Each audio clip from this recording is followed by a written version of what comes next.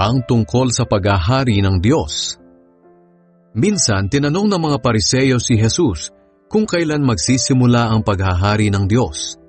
Sumagot siya, walang makikitang palatandaan na nagsisimula na ang paghahari ng Diyos.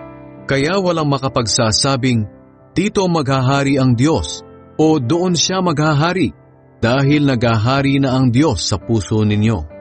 Pagkatapos sinabi niya sa mga tagasunod niya, darating ang panahon na gugustuhin ninyong makita ako na anak ng tao kahit isang araw lang, pero hindi pa iyon mangyayari.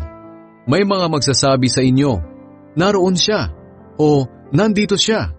Huwag kayong sasama sa kanila para hanapin ako. Sapagkat ako na anak ng tao ay babalik na tulad ng kidlat na nagliliwanag sa buong kalangitan. Ngunit kailangan muna akong dumanas ng maraming hirap at itakwil ng henerasyong ito.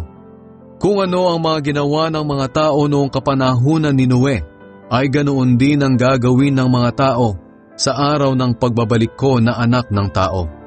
Sa panahon nga ni Noe, wala silang inaatupag kundi ang magsaya. Nagkakainan sila, nagiinuman at nag-aasawa. Hanggang sa araw na pumasok si Noe sa barko, dumating ang baha at nalunod silang lahat. Ganoon din noong kapanahunan ni Lot. Ang mga tao'y nagkakainan, nagiinuman, nagnenegosyo, nagsasaka at nagtatayo ng mga bahay. Hanggang sa araw na umalis si Lot sa Sodom. At pagkatapos, umulan ng apoy at asupre mula sa langit at namatay silang lahat doon sa Sodom. Ganyan din ang mangyayari sa araw ng pagbabalik ko na anak ng tao. Sa araw na iyon, ang nasa labas ng bahay ay huwag nang pumasok para kumuha ng mga ari-arian niya. Ang nasa bukid ay huwag nang umuwi. Alalahanin ninyo ang nangyari sa asawa ni Lot, sapagkat ang taong naghahangad magligtas ng kanyang buhay ay mawawalan nito.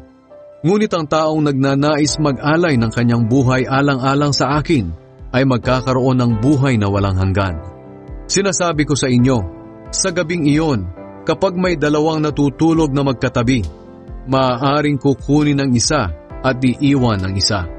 Sa dalawang babaeng magkasamang naggigiling, kukunin ang isa at iiwan ang isa.